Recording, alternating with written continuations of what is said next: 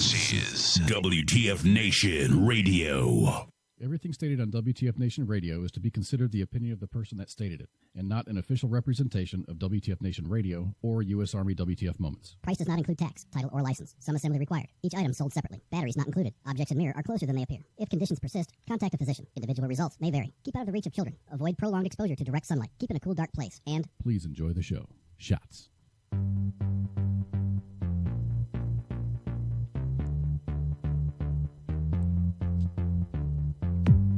God, who remembers that song? Isn't that oh, it's a Hadaway song. What is love? Someone was just showing how to play it in a not a loop station, but it's a MIDI controller. And I'm like, well, you know what? I think that would make some decent bed music. So I gave it a shot. Hopefully we're not going to get dinged for copyright. So that's why I'm kind of talking and rambling over it. Yeah. What was that movie with Rob Schneider in it where they're I think it was one of the Gigolo movies, European Gigolo, where they get I watched those. Where they're oh gosh, where they're like, you know, bopping their heads and whatnot. Anyway, enough about me. Hope you had a Merry Christmas. Welcome everybody. This is Kicking It with Kaz. I'm here with Al, and I think we've all recovered safely from Christmas. Now we just have New Year's coming up. Today is December 30th, 2018. I think this is going to be the last broadcast of WTF Nation Radio until the new year, and I do believe if you're still tracking this, you're going to be doing the New Year's Day show. Is that correct? Yes, I am. I've already. I'm pretty much going to be sitting in solo. We're going to have front desk, but otherwise it's just going to be me. Oh my gosh! And are you going to sing songs and do cool stuff like that? You know, there's a possibility I'm going to sing some songs, and there's a good possibility if I can work it out, I'm probably going to even open up the lines to talk to people. Oh my gosh! Yeah. It's interaction time. Interaction time with Owl. That's right. I try to keep it interactive, and I'm going to do as much as possible. You know, it's Tied Up Tuesday, but you're Owl, so you're kind of more of a low key. So it's like lightly restrained Tuesdays. Yeah, that would be a better way of saying it. I'm not quite the fly off the handle type. I'm more of let's give you warm fuzzy feelings and let's have some good conversation. See, I do listen to your shows, and I think they're really good shows. Well, thank you. And it's just really, it's kind of funny to see some of the audience interaction, because most of our shows, like in the past, we were pretty brutal. And a lot of, you know, Friday Night Freedom used to be called Friday Night Fuckery. And, you know, we were all into, you know, making, you know, prank calls and stuff like that. And sometimes those audience members that used to frequent, you know, back, you know, a couple of years ago will come back here and we're like, man, I'd give $20 if it'd drop an F-bomb. You know, because you got your gentle, smooth voice and you're just, you know, you're just Owl. And that's just it. And you're right. I've had people sit there and say, "Come on, say fuck it," and stuff like that. I just think it's great. It's fun. WTF Nation Radio has evolved as an entity. Our content has changed. I think we're more. Everybody likes to have a good time, and everybody likes to, you know, break each other's balls and, you know. And engage in the fuckery. But I think what we do now as a station is, you know, we put out, we talk about current events. We put out pertinent information geared toward the veteran community, and as a service.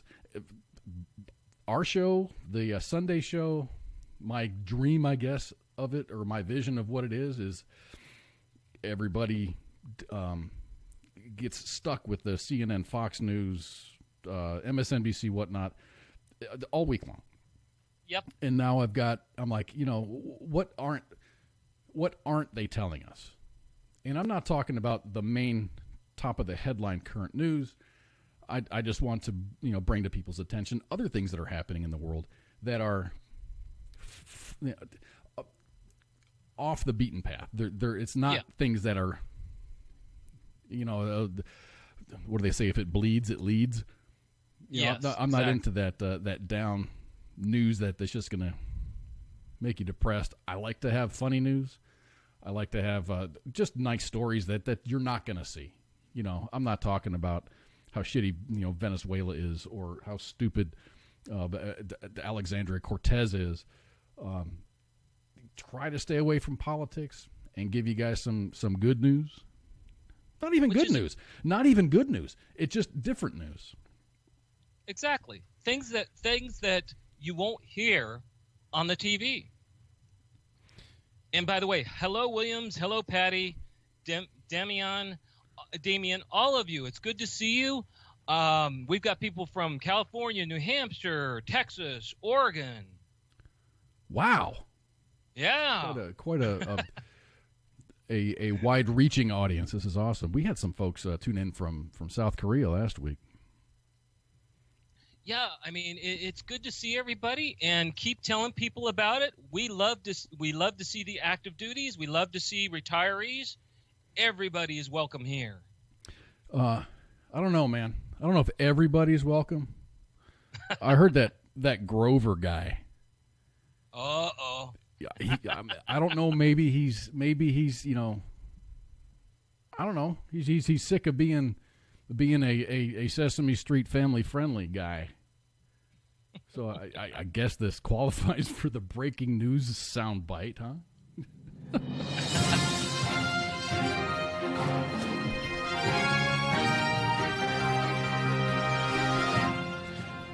So everybody has either seen or has been exposed to Sesame Street. Sesame Street has evolved over the years, but its mission statement has always been the same: to provide an educational experience for their young viewers. There's a video out there of a lovable furry old monster named Grover talking to fellow Muppet Rosita. Rosita. The Rosita. Well, this video that I was going to show, but my things aren't working correctly, so I'm just going to play the audio. There's a video out there, and it's got Grover talking to fellow Muppet Rosita, and it went viral because people are debating whether Grover dropped the F-bomb or not. Now, wouldn't that be interesting? I listened to this, and I'm not going to tell you my opinion. Okay, what I did is I made this soundbite's going to have him saying it at full speed 2 times, and then the 3rd time I slowed it down. Okay. So you might have to turn up your speakers or something to hear it, but let's give it a shot. Move the camera! Okay. Yes, that sounds like an excellent idea. One more time. Move the camera! Yes, that sounds like an excellent idea. Slow it down a little bit. Move the camera! Yes, that sounds like an excellent idea. Now, I don't know what you heard, but I definitely heard an F-bomb in there.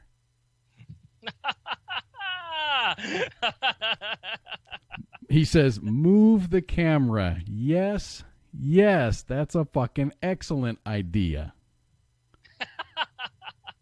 Jeez. All day long, dude. All day long. I've listened to it a bunch. I mean, dude, when I made that video, I'm just like, that's exactly what he's saying. Yes. So I don't know. I mean, you have to wonder, was that actually showed, or was that an outtake and someone nabbed it? No, that was not an outtake. That was the broadcast. Ooh. So that's not good. So you have to ask. Are they going to get fined? Is Sesame Street going to get fined? You know, I hope they do. Dude, I mean, gosh, I listened to it and I'm looking for other things that it could be, and I could not find a different explanation for what happened. So, you know, every once in a while, I mean, even Grover's got to drop an F-bomb. Yeah. That's kind of like everybody trying to get me to drop an F-bomb. I mean, if Grover does it, why don't you? Because I'm Mr. Rogers, according to everybody. You know, I heard Mr. Rogers wasn't that great of a... I mean, he was a great guy. But he wasn't always a saint. He was a good role model for kids. And adults, actually. You know, I remember watching Mr. Rogers when I was a kid. I don't think my kids ever got into it. It was just too yuck. No one acts like that. Leave it to Beaver type stuff. Yeah. By the time my kids got, 5 years old or so. Oh. Times. Well, during years of my time, I mean, we didn't have a whole lot of channels, so we watched what we could. Dude, we had like 3 main channels were regular. It was like 2, 5, and 11. And then you had like PBS broadcasted on the UHF channels. Yep. You had ABC, CBS, and NBC. And then you had PBS, the public broadcasting system. Yep, which was like which was like channel 13 or some weird number like that. And Grover is gonna ruin it for the entity that is Sesame Street. Huh. That's too bad. I mean, you just have to wonder what was going on, because I know for a fact that a lot of them are recorded. So what? Someone didn't catch it? Right.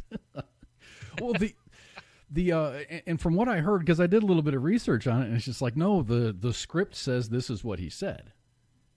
It's like, move the camera. Yes, that's an excellent idea. But there's an extra modifier in that. Yeah. To my ears, maybe, and they compared it to that Lanny and Yorl. What do you hear? Play this file. Do you hear Lanny or do you hear Laurel? Yeah, exactly. So, but it's a little kind of obvious.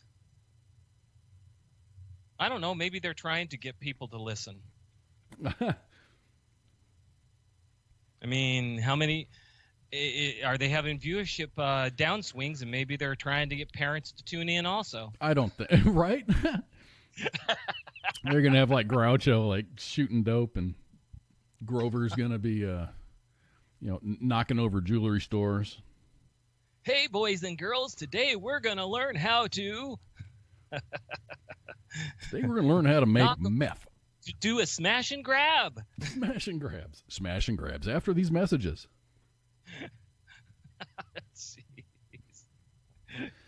So I guess that's a good way to start off our show, which is a couple of F-bombs from Grover. We're here for you, nation. Always here for you, nation. Oh, wait. Hold on a second. I got polls. I got poll questions. Oh, boy. Here we go. That have absolutely nothing to do with the holiday season. Because I had probably, I don't know, from the time that we got done working on my computer. Yeah. I had time to eat, take a shower, and I got 4 it's trivia questions, not poll Trivia questions. questions. There you go. For those of you that don't know, we try very hard to always bring you a good and substantive show, and therefore our computers have to be running at the best that they possibly can. And Mr. Cause had an oops. It was, everything has run so smoothly over the last couple of months. Yes, they have, actually. And, I woke up this morning. I didn't eat actually until we got off the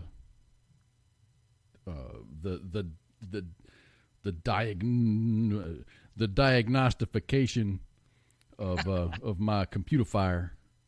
I thought at one point, didn't you say you were going to go eat? Yeah, I didn't.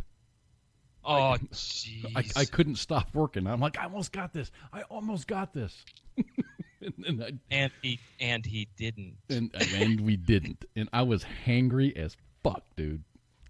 I was not in a good mood. And to have problems happening and not be in a good mood because I haven't eaten all day, literally nothing. I had 2 cups of coffee. And See, you can't do that, bud. You need to do better than that. I know, and it's a really good thing that I'm not like hypoglycemic or something from a dietary standpoint where I have to eat something or else I'm going to pass out. Yeah, you were running on. I could tell you were kind of on edge. I was burning calories, bro. It's like a workout, man. Oh, hey, believe it or not, I could feel the your harried vibration over the electronics, bud. I was just, and it wasn't even talking. Me and you never talked. Well, I never talked to anybody. Yeah, we were just kind of like I was not angrily. I was forcefully typing back and forth, and hey, try this, try that. Doesn't fucking work, man. Piece of shit. But he got it. I got it. I'm about 98% there. And the rest of it, you've got a week to figure it out. You know, I've still got. That's the way. I got to move my broadcast station to the bedroom. I got the wires run, which is good. Yeah. So I've made progress. Okay. It's coming out of the wall, and it's all in conduit and whatnot, and it's just the woodworking in that back area. Mm-hmm. I need to locate some wood that I like. For those, when we set up podcasts, we try to make our podcasts nicely to where we can have our hands available to do things. I went out and my wife bought me for Christmas an L-shaped desk so that I had the access I needed when I needed. And Kaz had everything fine until his daughter had to move back in with him.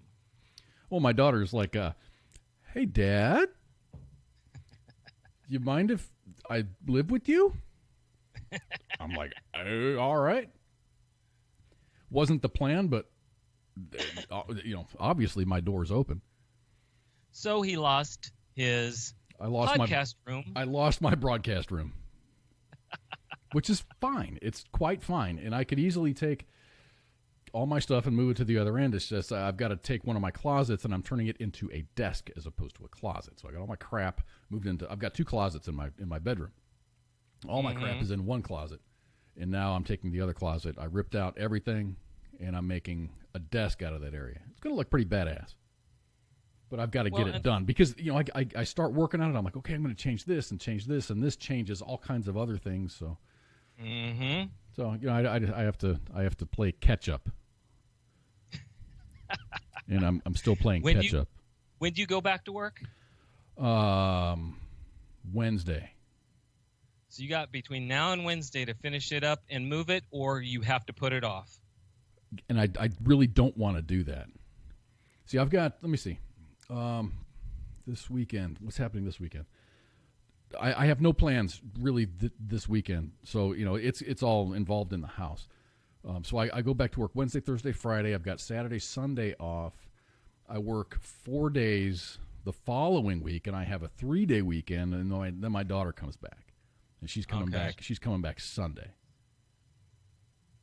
I've got. Well, I should have no excuses. But I've got. It's got to be. My room's got to be done. I've got to make that done and moved in. The hard part's done. I just need. All I lack is finishing up, and it's all the detail work. And I'm a detail oriented guy, so this is the hard part because if something doesn't look right, I'm going to rip it apart and do it again. But then I built a wall in my living room because the lovely owner of this house before me has an entire wall that is a mirror. So I'm like, cool, I'm just going to take the mirror off the wall. This is going to be too easy. So I finally moved into here, and I went to go take the mirror off the wall, and whoever installed the mirror on the wall adhered it with some kind of like NASA grade adhesive. Ooh. And I didn't want to. I had a choice. I could destroy the mirror, which in turn would destroy the wall, and I'd have to rebuild the wall. Yes. Or I just rebuild another wall 4 inches away from the mirror. So I chose that. Okay. The wall is up. I did all the taping and bedding. It's fine. I need to sand it, and I need to paint it. I've got the paint. I've got the ways and means to do the sanding, but oh my gosh, man, it's a daunting task because it's very messy. If you guys have ever done drywall work, it's just, I've got to cover everything in plastic. And I've had my thoughts about that. You know, you've talked about your daughter having problems with her bronchitis. And I've had my curiosity if with the stuff that you're doing, if maybe you don't need to go out and get an air purifier, because would it be beyond the question of possibly there's enough particulate in the air? That I think is a really good question. It's a legitimate question. When I moved in, the previous owner did neglect a bunch of things, but one thing that she did do is she did have a brand new AC system. So it's a new AC system, and all the vents. I'm sorry, not all the vents, but all the ducting is new. Okay, but what I'm talking about is with what you're doing and all that stuff that's going up in the air, that actually could be sitting and settling and then get kicked up every once in a while, causing her problems, because that stuff is actually abrasive in the lungs. Oh, it absolutely is. But I've got I did two things. I've got the intake has got room for 2 filters, so I've got two filters that go into my AC unit. There is the air intake. I changed that out, and I put another. It's a receiver that has a grate on it. It just kind of folds up, but you can put a filter in there as well. So I've got 3 filters before that air even gets to my air conditioner. Okay. There is dust in the house. I'm not gonna. There's no reason to lie about that.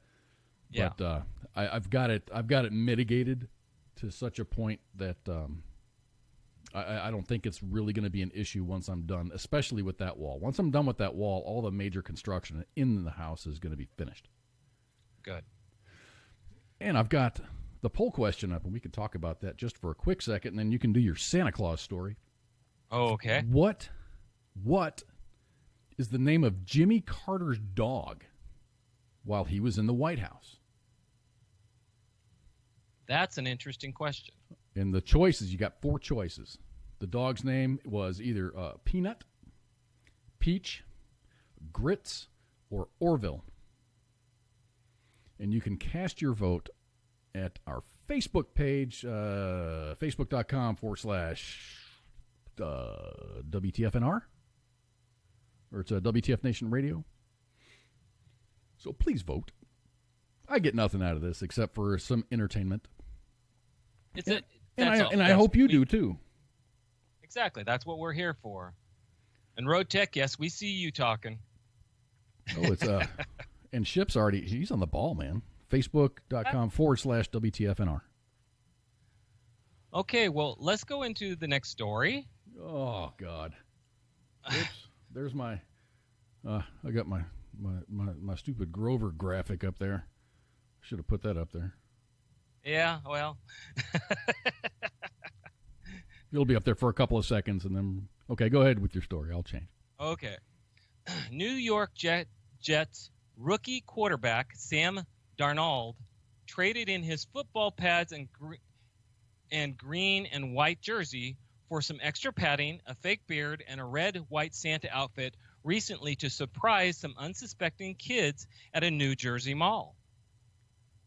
Hosts of the Sims and Lefkoe show headed to the mall with a decked-out Sam Darnold. Darnold set up shop at Santa with Sims and Lefkoe dressed up as elves at a picture-taking area and put kids on his lap to hear their Christmas wishes. The 21-year-old disguised quarterback was asked to bring them everything from puppies to skateboards to toy guns. One boy caused Santa to pause, though, when he asked for a Saquon Barkley jersey. A few moments later, another boy asked for the jersey of the Giants rookie running back who was taken one pick ahead of Darnold at number 2 overall in draft. Do you watch football? He asked another youngster. The boy said yes, and Darnold asked what team he roots for. I like the Green Bay Packers, the boy answered. Green Bay happened to be Darnold's opponent on the 23rd. Consequently, the Packers beat the Jets in overtime by a score of 44-38. They're just beating Santa. They're beating Santa down, man. Exactly. Finally, another boy named Blake approached while wearing a Jets number 14, which is Darnold's jersey. That's a real cool jersey you've got on there, Darnold told him. Who's your favorite player? The boy answered, Sam Darnold or Jamal Adams. Darnold nodded his head and said, I think maybe one day you'll be able to meet one of those guys.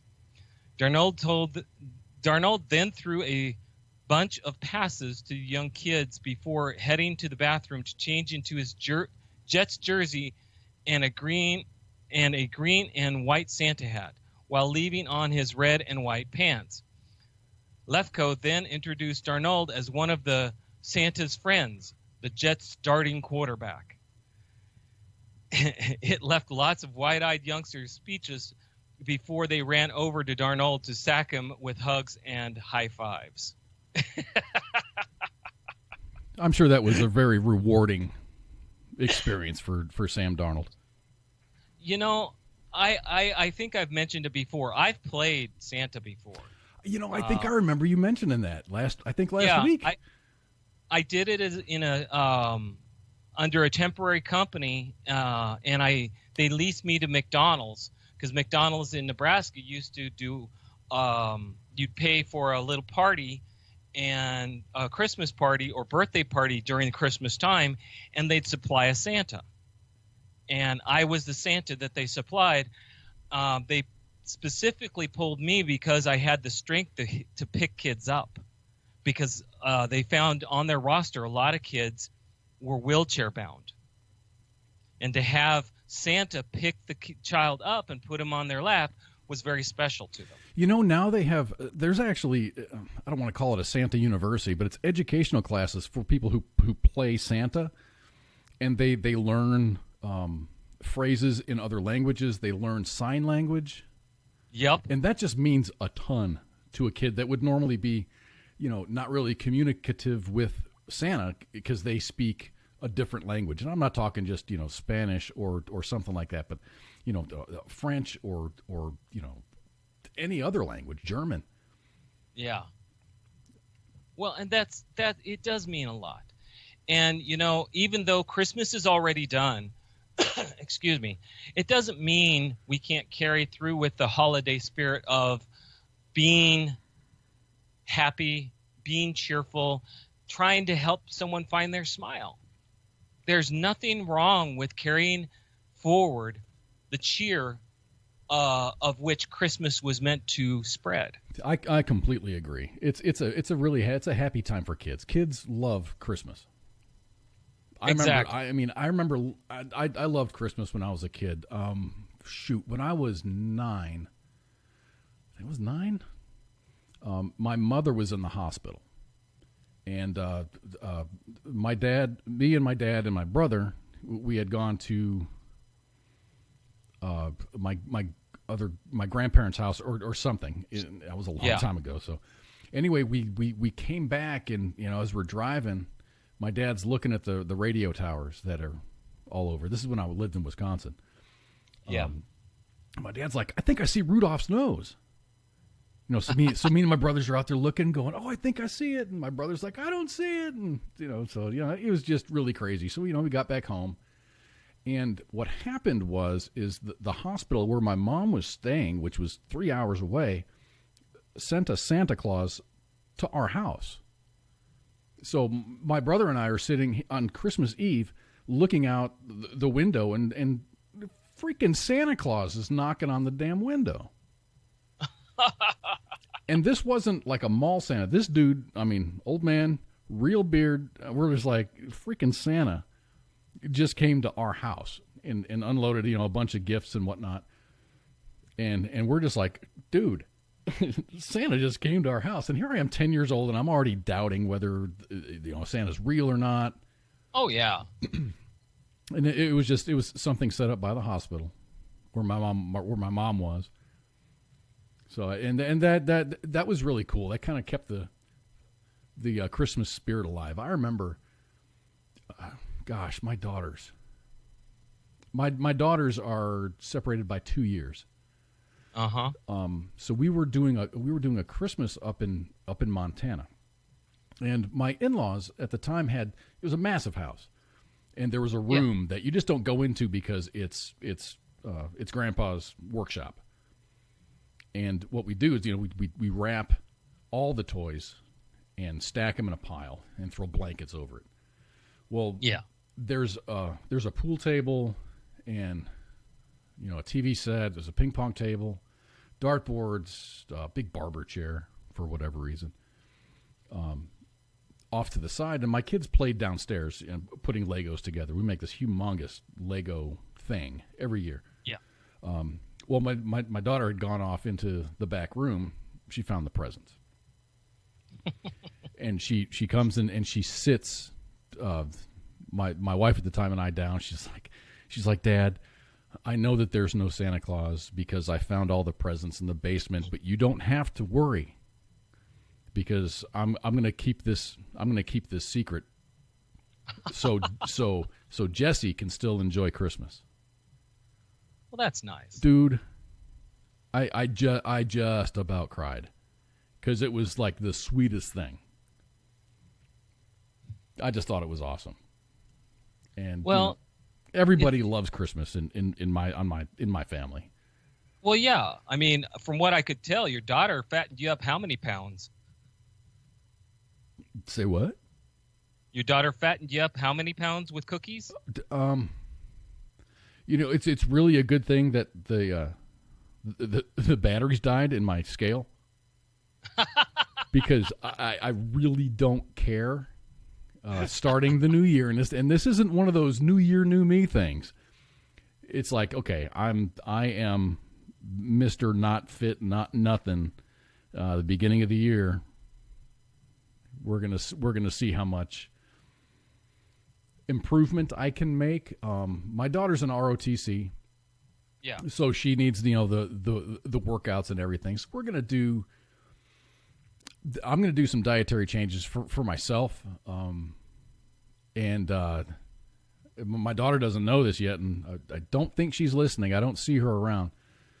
But I'm going to introduce her to the plank challenge. Okay. And I think it's just, from all the videos I've seen is your goal is to plank for 3 minutes.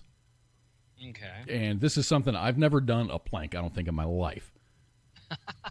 I haven't even practiced. I don't even know how hard they are. I've seen these videos, and you guys and these folks, both male and females, since there are only two genders, doing these, and it's just it's difficult for them. They're not like these buff, physically fit people. They're moderately sized folks, and they're just like having problems and starting to shake at 30 seconds. Oh yes. But then by the end of the challenge, which lasts about 30 days. They're doing 4-minute, 5-minute planks, and they're getting definition in their abdomen. Yeah. So it's the same. It's the same thing like doing push-ups. Okay, at first, you're crappy, but if you do it over amount of time, you get there. So yeah, you're right, and that would be a good thing. It's something for my daughter and I to do. So I guess we're gonna find out how that goes. Oh, hello, Bailey. It's good to see you here. I'm glad to see you made it this Sunday. I'm glad to see everybody here. You're always, Jake, I love to see you. It's good to see all of you. What's up, Bailey and Jake? Bailey and Jake. So it's good to see everybody. Talking about go ahead. No, what you're saying, Kaz has talked about trying to keep everybody up on his progress during the time that he does this 30-day of planking. And I say maybe he should take a tape and a picture and show where his waist is, where his shoulders are, his neck, and his chest. And then every week on the same day, take the same picture. You're a jackass, man. Thank you. I was going to provide this, but I'm thinking, okay, I'm going to do a before and then an after, and then maybe show a video of the progress. I don't know. Well, the reason I say weekly is a lot of people, it takes time for your metabolism to up. And people will see when your metabolism will actually kick in, because that's when you see inches go. You know, I've got a coworker of mine who started the keto diet. Yes. And he was frustrated enough at the time. He's just like, screw this. He reached 200 pounds, and he's just like, no, I don't want to buy new belts and new clothes, and I'm already at the last belt, the belt buckle holes on his belt. He's just like, I've got to lose weight. Yeah. So he decided to start the keto diet, and he's lost about 25 pounds, and he's not even doing the full on keto diet. He just modified it. He did the full on keto diet for like a week, and he didn't lose anything, and he was really, really frustrated. And both he and his wife were going in on it at the same time. Yeah. He was frustrated after the first week because he wasn't losing anything, and then he'd weigh himself a week later, and it's like, okay, I lost 3 pounds, and then 5 pounds, and then 7 pounds, and then another 5 pounds. The guy's ended up, he's probably lost 25 or 30 pounds. Well, and that's not bad. I'm looking to go down. I gained a little bit of weight back because of the asthma problems I've had and not being able to work out. But now that I'm working out again, I'm looking to start losing weight also. Probably about 10 pounds. And it's not like you're sedentary either, because when we talked on the phone earlier today, you had just gotten back from the gym. I mean, it's not like you sit on the couch all day. No, I don't. I work out 3 times a week, and the days that I'm not working out, I usually try to find something to do that at least keeps me a little active. And then physically, on the days that I work out, I have to be a little careful, because by the time I'm done with my workout, I actually have balance problems. So I have to be a little careful. So we got the survey results. What's the survey say? The question was, what was the name of Jimmy Carter's dog when he was in the White House? Your choices were Peanut, Peach, Grits, or Orville. And the answer is Grits. His dog was named Grits. Well, not quite everybody got that one. No, I had to throw some answers in there that kind of made sense. Peanut absolutely makes sense. He's from Georgia. And he was a peanut farmer. So I put Peanut in there just because of that, and I put Peach in there because Peach is like Georgia peach. Mm-hmm. Grits was the correct answer, and then I had to come up with another name, so I'm like, Orville. That makes sense. Have you seen the show Orville? No, I don't believe I have. I don't know. Did you ever like Star Trek or anything like that? Yeah. Okay. Last year they came out with a new Star Trek, and it didn't do so well. Here's the funny part. The Orville did better than Star Trek, and a lot of people said the Orville is more like Star Trek than the new Star Trek. All right. I kind of fell off the Star Trek wagon. Wow. It was a very long time ago. Well, the Orville actually has comedy in it. And it's made to be funny. It's made to be light. No, it's non-PC. I'll have to check that out. Yeah. The fact that you used the Orville, I didn't know if you'd seen the show, the Orville. No, I haven't. I've watched. I just got done watching Pine Gap on Netflix, which is like an NSA listening site that's located in the outback in Australia. Yeah. So that's that latest. That's the drama. The drama of that. You know, you've got a small group of people that just focuses on a small group and things that are happening and what they do. I'm watching. I watched the 5th season of The 100, which is a story about the Earth goes through cataclysmic like nuclear war. I saw the first 2 seasons. Before everything happened, they launched into space, and they had a bunch of kids that were incarcerated, and they sent them back down to Earth to see if Earth was habitable or not. Well, they're up to they just released season 5. Oh wow! And so I caught up on that. My daughter fell off the train on that, so I'm like, okay, my daughter's not here, so I guess I'll watch that. But we've been watching, like Sherlock and stuff like that. I guess it's cranial type of shows that kind of make you think. Yeah, and see, I try to keep it light. Some days, like today, was a light day where I try to keep things nice and easy. Actually, lately I've been doing that because too many people want to play on your emotions, and I'm just not into that anymore. And as far as ship, it's not actually Netflix or Hulu.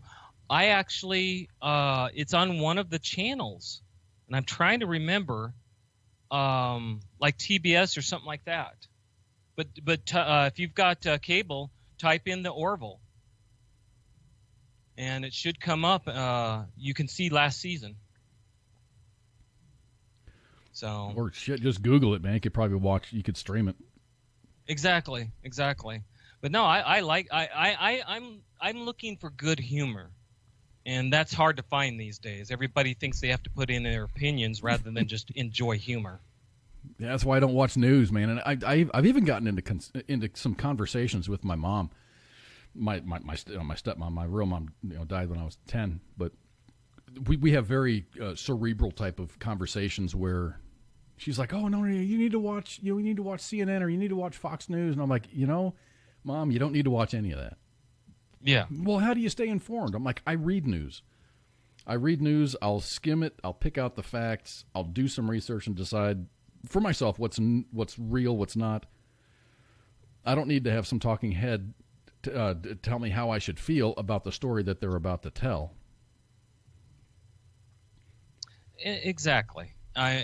It's better to be informed and figure it out on your own rather than have someone give you an opinion. Yeah, it's really cool because my daughter's of the same.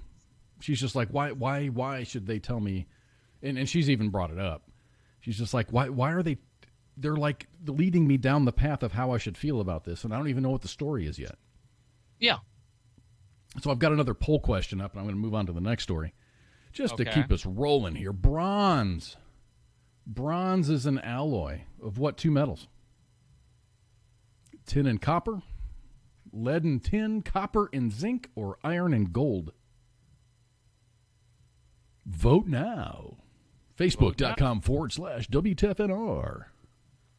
Ding, ding, ding, ding, ding, ding, ding. Crazy, stupid radio voice. So we were talking about Christmas, and some of these stories I guess I'm telling today are Christmas. Some of them are Christmas related. Yes, but I really appreciated this story because I thought it was really cool. So a father spent the Christmas holiday flying throughout the country to spend time with his daughter, who happened to be a flight attendant. Pierce Vaughn, who was a flight attendant for Delta, was scheduled to work both Christmas Eve and on Christmas Day, so her father, Hal Vaughn, decided to join her on each one of her flights. Her father was able to join her on every one of her flights and was able to fly first class. The pair caught the attention of a fellow passenger named Mike Levy on one of the flights, and he took the opportunity to snap a photo of the father and the daughter. Isn't that cool? It's just neat. That's just neat. What'd you get for Christmas? I got an Xbox. What'd you get for Christmas? I had to work, but my dad flew across the country with me. How neat is that? Yeah, that's special. And that's a devoted dad. I'm thinking, Father of the Year, 2018. Right there. I agree. Everybody needs to think about that. How far would your parents go to be there with you on Christmas? That's cool. That's just neat. Yeah, but we're not saying that if your parents don't spend time with you on Christmas, that makes them less of a loving parent. It's no. That's just a great gift. That's just a great. He went way out of his way. That had to have been expensive. So kudos to you, Dad Vaughn. What'd you get for Christmas? I got my dad. The question is, did he embarrass her with any of those little girl stories? I don't know. I'll bet. Especially on the flight with that dude, Mr. Levy. Uh-huh. I'm sure he's just like, oh, and then when she was 8. Do you ever do that to your daughter? No. Not yet. In other words, she hasn't brought any boys by you yet. No, she really hasn't. I mean, it's just, she'd go to prom or she'd go to homecoming or whatever, but it was always, I'm going to the prom with Kevin. All right, great. I know who Kevin is. I know his parents. This is fine. But it's never been anything serious. But she's getting older. She's 20 and in college, so it's going to change, and I'm going to have to, dig a hole in the backyard and go get a bag or two of lye. Hey, what's up, Remy, over there in Mixer? Good to see you. Again, it's good to see everybody here. We love seeing everybody. It's fantastic to see everybody tonight.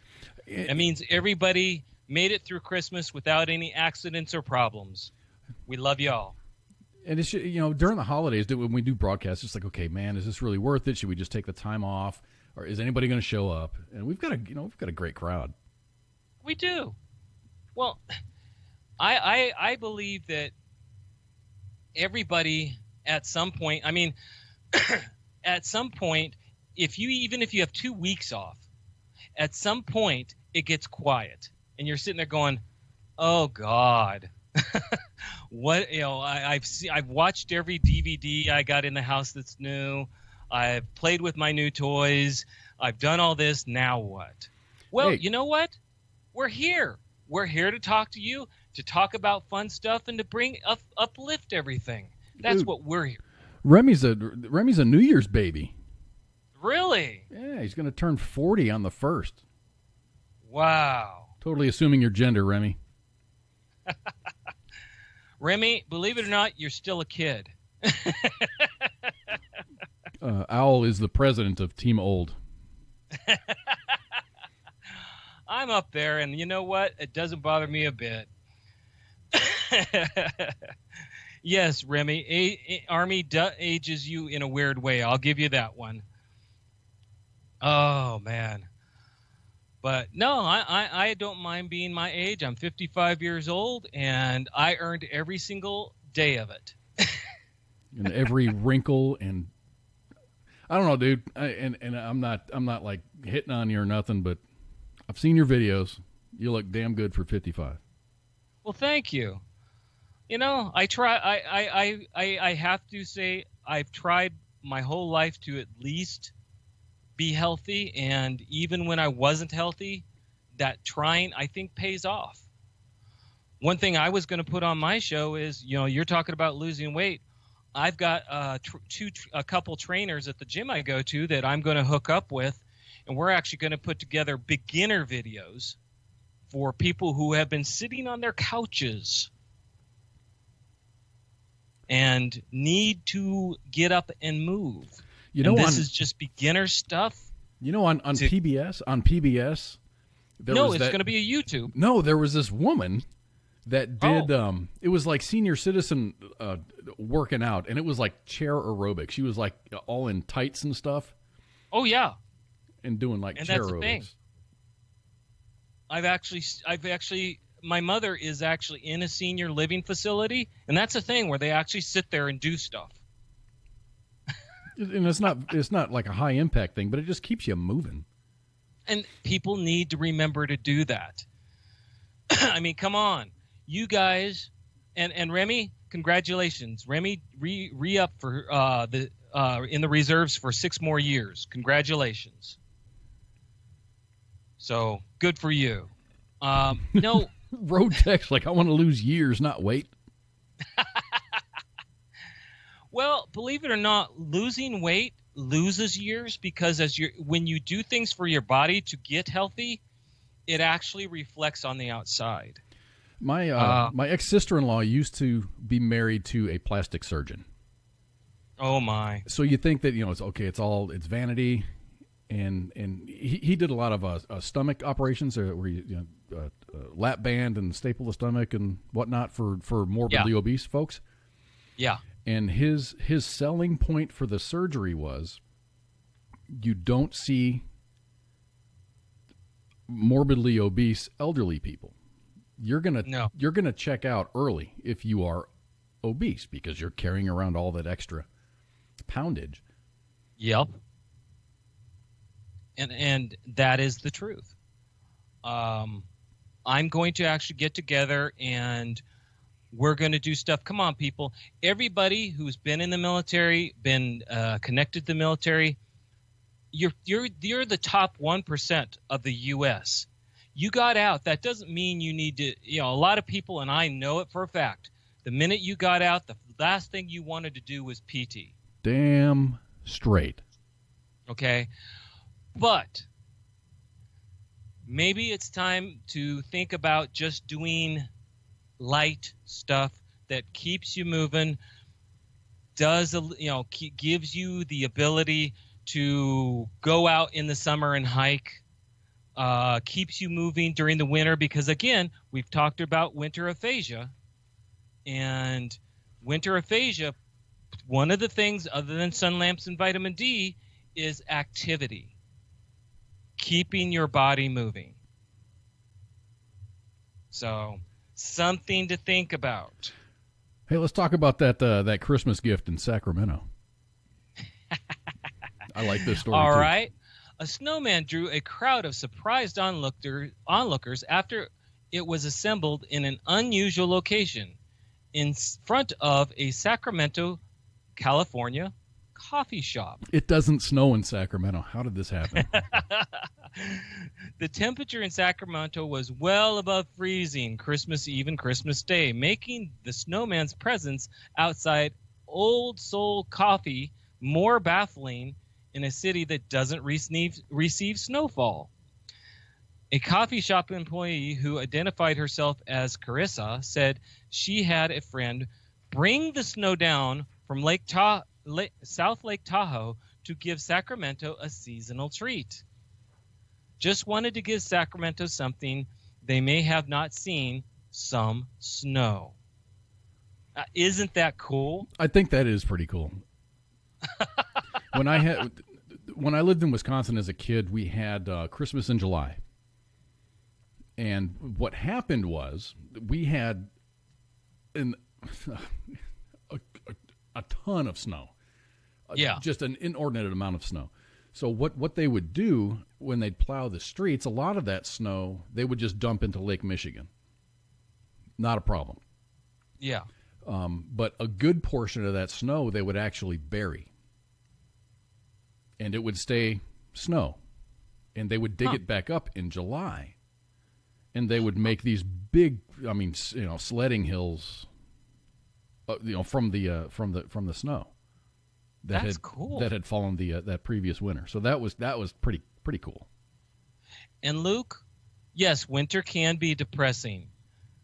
But if you haven't heard me talk, vitamin D, find some red lights, and activity. Just sitting does not help. Activity, and I know what you do, but I'm talking about away from your work. That helps every day. It'll help you every day in every way. You know what I've been finding is, I've had 2 weeks, maybe a little bit more off for this Christmas holiday. And this happens. It's a great company. We have a lot of, and this is all paid time off. It's not like I'm not getting a paycheck. This is all paid time off. Yeah. It doesn't count against my vacation or nothing like that. It's just like, have 2.5 weeks off. And it alters, it all depends on when Christmas falls. Yeah. But, so I've had, 2 weeks off this year. I found myself sleeping a lot, almost like it was almost a hibernation thing. There have been years where I'd stay in bed all freaking day. That's not unusual.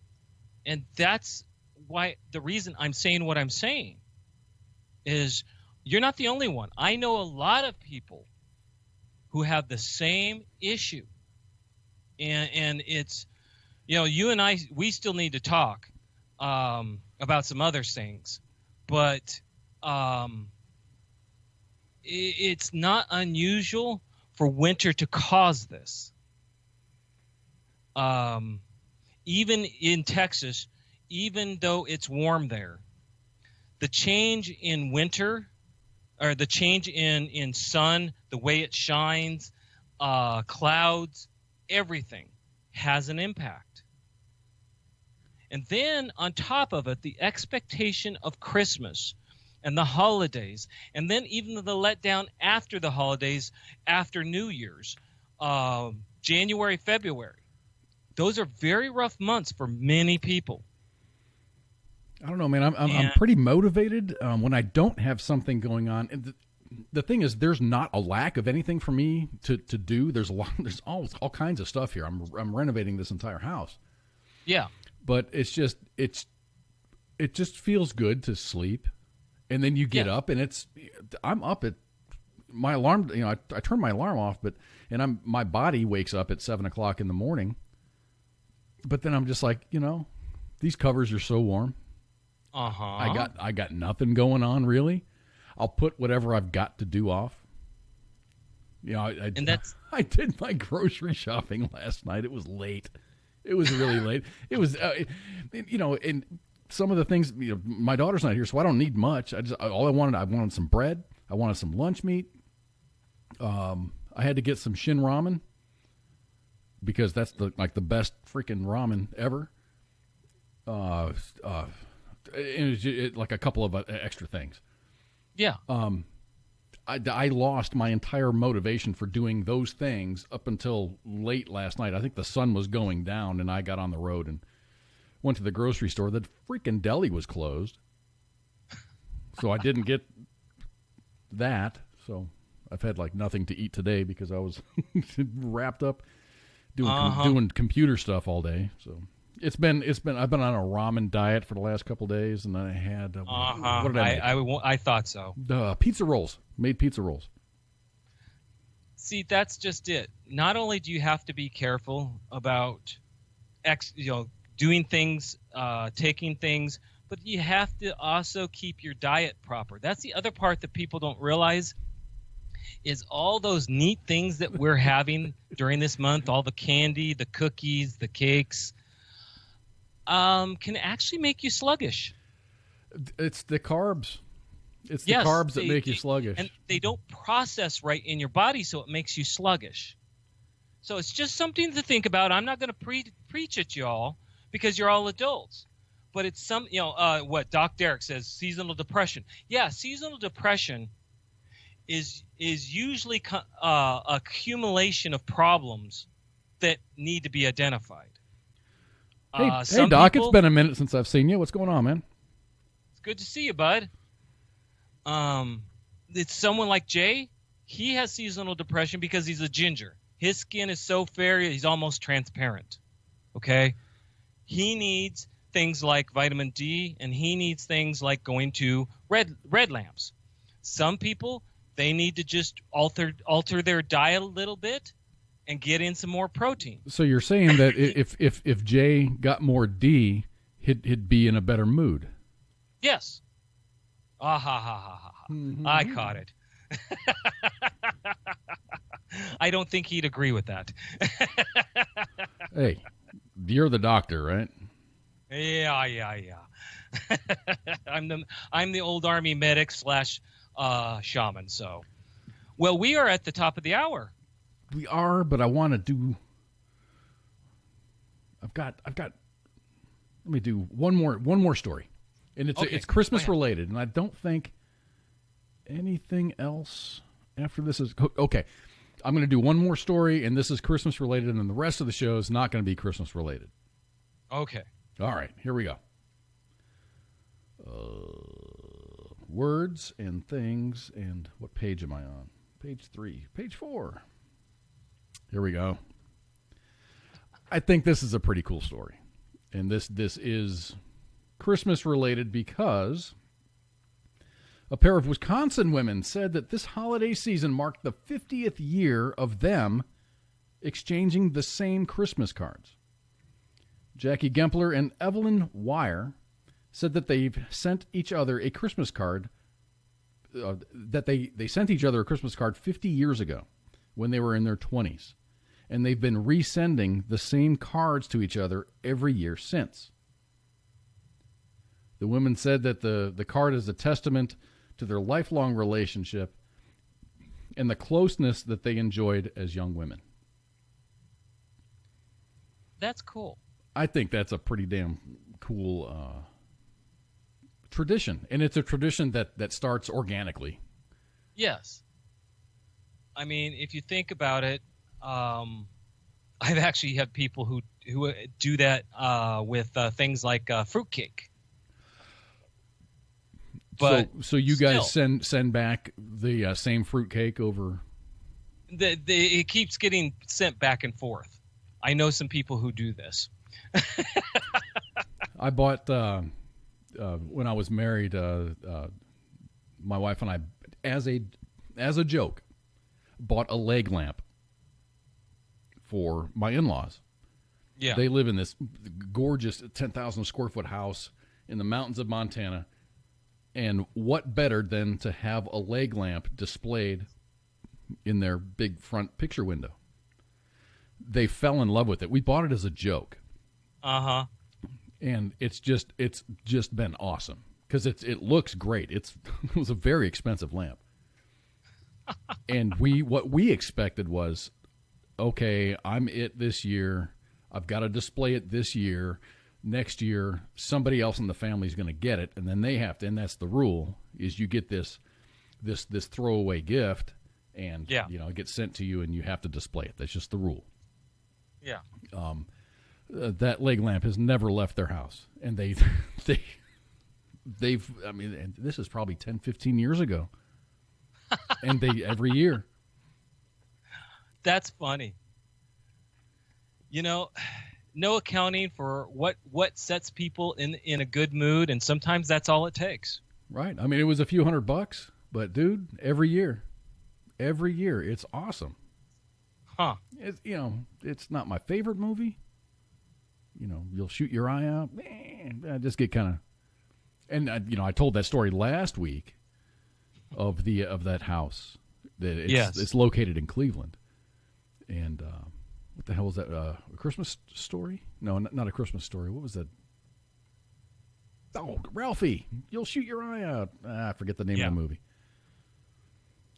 But anyway, okay. Now it's time for break. Okay. All right, we're gonna be back in just a small break, people. Yeah, it's gonna be kind of short. I got to get up and walk around. My legs are asleep. I've been sitting in this chair a lot today. Yeah, you have. All right, everybody. We'll be back in just a couple of minutes. Hang tight. Is it necessary for me to drink my own urine? No. And I do it anyway because it's sterile and I like the taste. WTF Nation Radio.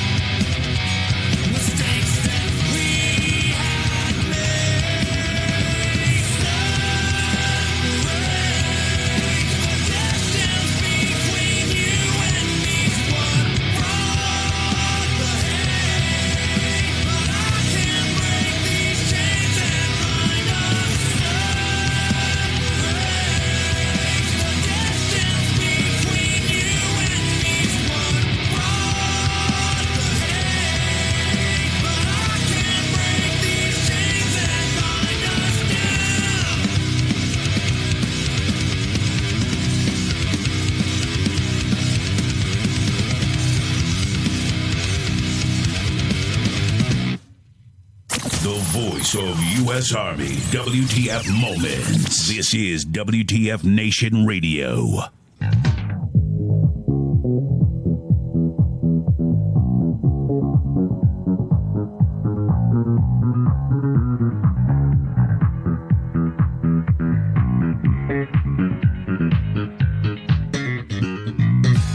Hell yeah, here we are again. It's hour number 2 of Kicking It with Kaz. And the Owl Man. It's a beautiful day in the neighborhood. A beautiful day in the neighborhood. Would you be? I'm not good at making up lyrics, man. I can't just like spit some shit out. Well, that was Mr. Rogers' song. Well, that was Mr. Rogers, but I'm trying to make some words for this song, and it just didn't work out. Anyway, here we are again. Hour number 2 of Kicking It with Kaz. This is Kaz and Owl here, broadcasting from the studios deep in Area 51, the Pentagon, and places unknown. This 30th day of December, dude. 2018 is almost over. Can you believe it, man? Can you believe it? You know, a lot of people are going to look back at 2018 and go, "What the fuck was that?" But you know, it's been a good year.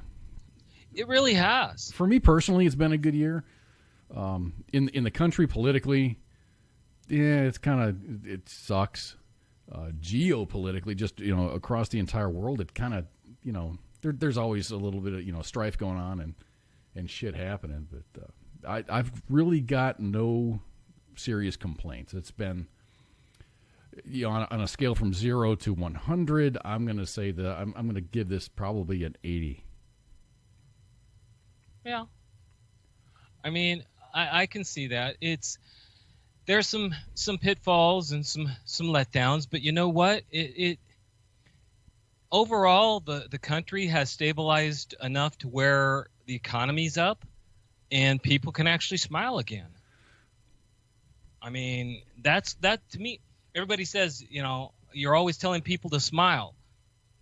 You're trying to force them to smile. I'm like, no, I'm not trying to force anything. I'm trying to remind people to smile. And to figure out if they aren't smiling, what reason aren't they? Because to me, if you aren't smiling, you need to look at your life. I think that there's plenty. Okay, there's a lot of bad shit. There's always something to smile about during a day. You might be having the shittiest day ever, or what seems to be the shittiest day ever. But there's always something that'll go. It kind of gets you out of your head, and you just envelop yourself with that. For you, I'm thinking it's cat videos. For those of you that don't know, on my Facebook page, if you need a smile, all you have to do is go to my Facebook page, and you will see cat videos of all sorts of cuteness and cuddliness. Seriously, dude, I'm not a big fan of cats, but I do like the cat videos. I like any animal videos. Exactly. Because people suck. So animals are like my go-to to kind of get me out of my head. Our shows here on WTF Nation Radio are kind of the same way. It just it's a conversation between a couple of folks here doing a broadcast, and everybody's welcome along. Just to get you out of your freaking head, because being trapped inside your head and just thinking about all the bad shit, it's going to drive you crazy. It's going to give you stomach acid and kind of lead you down the wrong path. So, we're here. I might not give you any really super awesome information, but I'm definitely, my goal is to get you out of your head for a couple of hours a week. And as with any of our hosts, that's pretty much our goal. So. Exactly. That's the goal of all of us. And especially during the holiday season, it's even more important because I'm actually having people flag me down online and asking for help just because it's that season. And again, people are allowing stuff to get to them. So hey, that's what we're here for. And I don't even think it's like a help thing. It's not like I need help. That's always a part of it, but it's just like, shoot us a message. Yeah. Hey man, how's it going? We're glad. Like I said, if you follow my page, you're going to see something funny usually every day. And it's just because I believe you need something. You could be having a crappy day, sitting at the VA waiting for a doctor, and you can scroll over to my page and see something cute. I posted a video last night, and it took a while. I had to consume the video, understand it, and it was actually a person on stage. It was a poetry thing. And normally I don't get into those, but it was just the message of it was, you are enough. You're out there in life looking for somebody or something to complete you and whatever, but if you look inside yourself, you're going to find that you are what you need. Yeah. God, if you go to, I don't even know what my damn Facebook is, Cause-WTF Nation Radio. There's a really awesome video. It's really awesome. I've got it saved and I watch it. It's really cool because it'll kind of it kind of makes you look inward. Yeah. So when I watched it the first time, it kind of brought a tear to my eye because I'm like, God damn, this guy's right. I wish I could be that good with words, and I don't know. I found meaning in the video. It meant something to me, so I shared it. And that's important. A lot of people remember to share what makes you happy because for all you know, it will make someone else happy. And you may make someone else's day. I agree, Craw. It's important. And for those of you that don't know, hey, you see John Al in the rooms. That's me. Click on my Facebook. All you have to do hit my John Al name. Go to my Facebook. There's all sorts of stuff there. And I'll tell you what, Cause goes in the rooms too. Do the same thing. We try very hard to be there for you guys because we want everybody to be able to just be happy or be in a better place every day. And it's not even a close personal relationship type thing. It's just talking to someone that you can relate with or, you share a story with. Yep. I'll talk to anybody, man. I got like 30 something, 36 followers or whatever. And it's great because I get the PMs. And it's like, hey man, how about this story here? And that's where I get a lot of my story ideas for the week. It's like, hey man, can you tell this story? So I'll go and research it and put it into the rotation. Exactly. And that, believe it or not, you guys, you do help us figure out. You guys are a huge source of info for us. So if you want to have an input, go to our pages, and I'll talk to anybody. I don't pimp my page out a lot or at all. I've never done it. I've really never done it. It's always been here. Go to Facebook.com/WTFNR, or go to the main page, U.S. Army WTF Moments. But I've never said, hey, go to Cause-WTF Nation Radio. But I've got some good stuff. It's new. I just recently made the Facebook page. So yeah, something that I can interact with folks. And believe it or not, we love to be able to interact with you guys. So don't think that. Hey, Polo Stairs, what's going on, man? Yeah, there we go. Don't think that we pull away from people. Polo Stairs is a streamer on Mixer. Oh, cool! It's good to see you, Polo. He does the gaming stuff. That reminds me. If people haven't known, KJ is being active. He now is under. If you go, what is it? Grunt Gaming Network. Yeah, GGN, Grunt Gaming Network. I think I've got... Where are they? Oh, shit. I'm a bad host. Well, he does have a Facebook page, but they mainly stream on Twitch. Twitch or Discord? Are they on Twitch? Twitch. Yeah, Discord make works. Twitch great again or something like that. Yeah, Discord means you can you actually plug in and interact. Twitch gives you the ability to almost like Facebook Live. So, yeah, KJ's been active.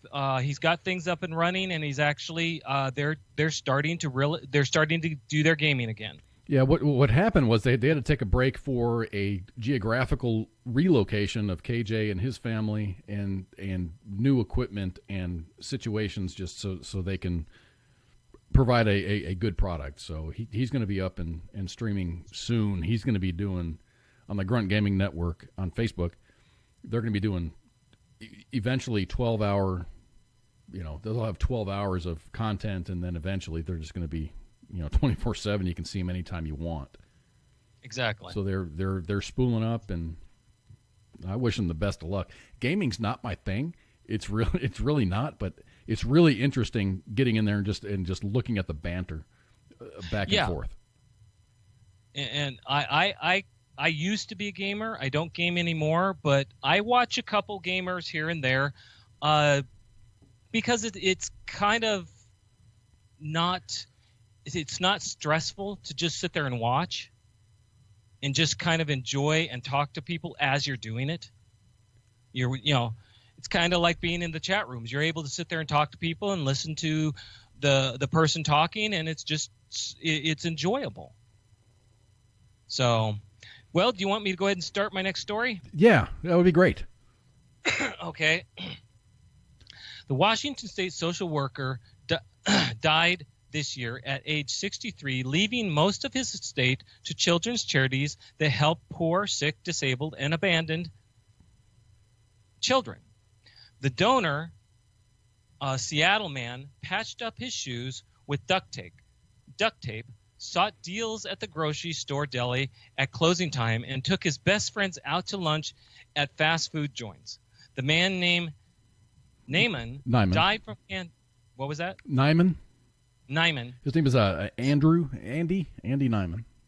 Alan Nyman. Okay. Alan Nyman died from cancer age 63 and was unmarried and childless. He scrimped and invested and worked extra jobs to stockpile money that he rarely spent on himself. Nyman worked the past 2 decades at the State Department of Social and Health Services, handling after-hours calls.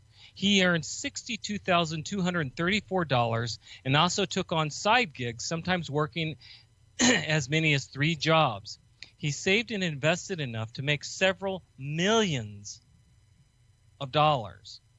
Thrilled when he finally qualified for senior discounts, Nyman bought his clothes from the grocery store. He loved cars, but for most of his life drove beat-up vehicles and seemed to enjoy the solitude and saving money. He left $2.5 million to the Pediatric Interim Care Center, a private organization in Washington State that cares for babies born to drug-addicted mothers and helps the children wean off their dependence. The center used a portion of their gift to pay off their mortgage and to purchase a vehicle capable of transporting newborn infants in need of care. Nyman gave $900,000 to the Treehouse Foster Care Organization, telling them that he was a foster parent years ago and had brought kids in his care to the group's popular warehouse, where wards of the state can choose toys and necessities for free. The Treehouse is using Nyman's money to expand its college and career counseling statewide. How cool is that, man? It really sucks. He lost his life at 63. Is that right? Yeah, 63. But what he did what did you do with your life? And this is his answer. Someone like that, you just sit there going, he had a goal. And he may have died probably a little bit earlier than he should have, but he had a goal. And what he did, that affects a lot of little kids in a positive manner. And that's cool. How's our survey looking? Oh, gosh.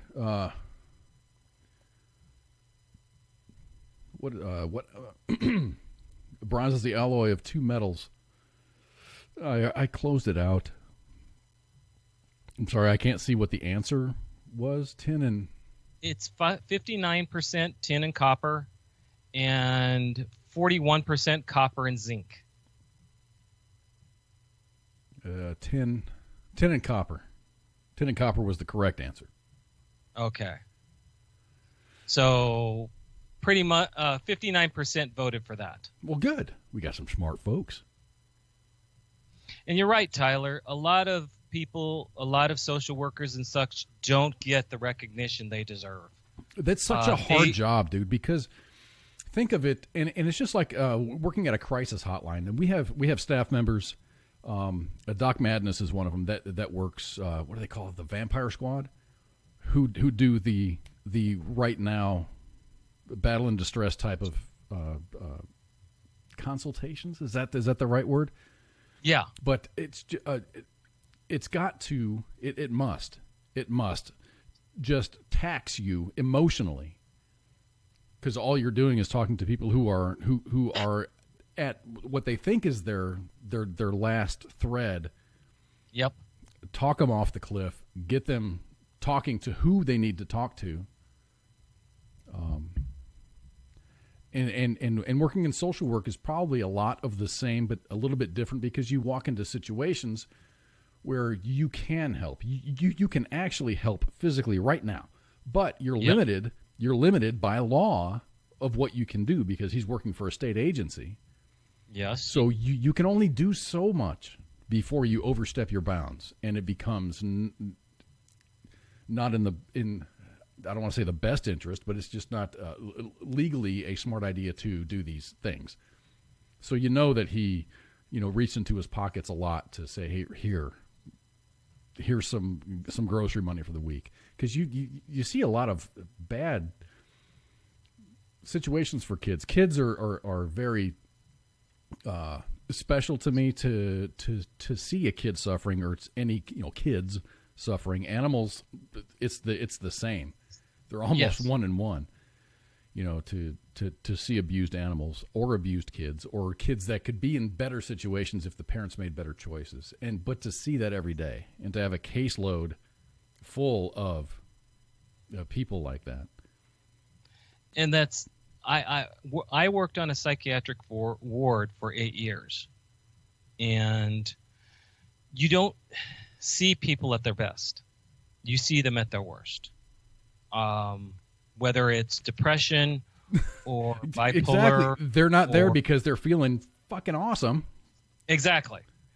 And not only does it grate on you because you've got to deal with the immediate emotion, but it grates on you because you're twisting in your mind, what can you do? It used to be very easy to take it home. I got to where I learned how not to, but part of that was learning how to making sure that I knew I went as far as I could that day, and then I had to drop it. Yeah, but go ahead. I don't think I would be good in a situation like that, because I would take it home.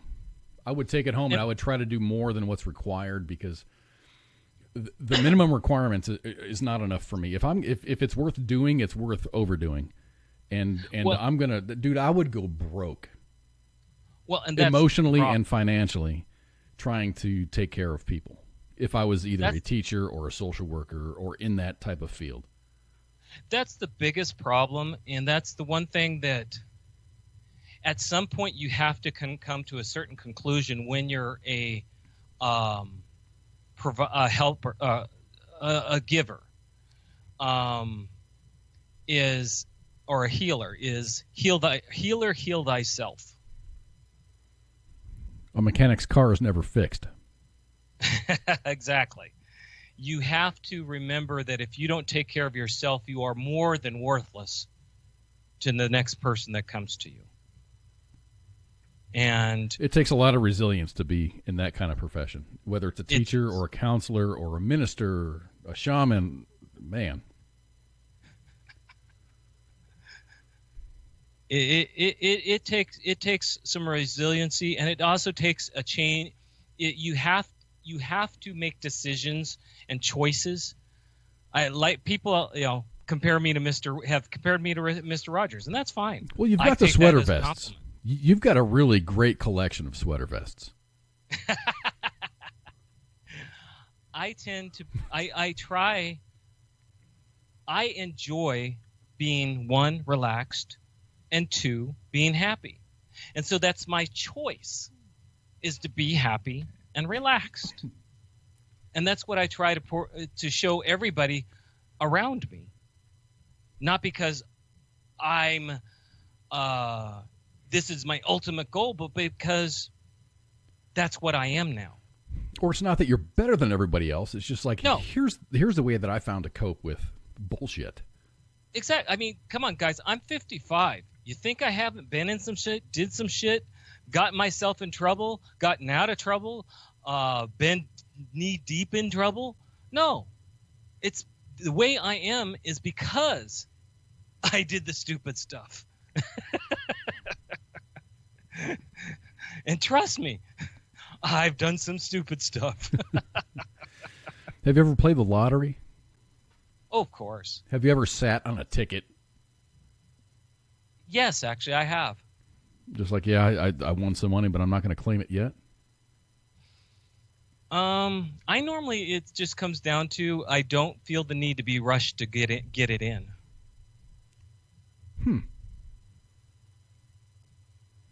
Coming up on the next story, I really don't play the lottery. I played the Mega Millions that was up to 1.5 something billion. Yeah. I played that. I won exactly $2. $2. But I've got another poll question up there, and I think it's some people might not know this, but some will. The only reason I know this is because my daughter danced for many, many years, and one of the moms there made bento boxes for her kids. So the question in the poll is, what would you find in a bento box? And your choices, and you can find this at Facebook.com/WTFNR on our live broadcast. What would you find in a bento box? Your choices are spare parts for Spanky's minivan. The other choice is a shit ton of bentos. The third choice is food. And the fourth choice is grease. What would you find in a bento box? Make sure you're invited to participate. If you throw up the correct answer in there, I'll shout it out for you. But I was talking about the lotto type stuff. If I can get my cursor over here to the correct graphic. The Michigan Lottery is trying to find the holder of a $25,000 a year for life lottery ticket that is due to expire on January 2nd. The Lottery Commission said its Lucky for Life ticket won a prize on January 1st, 2018, and it will become worthless at 4:45 p.m. on January 2nd.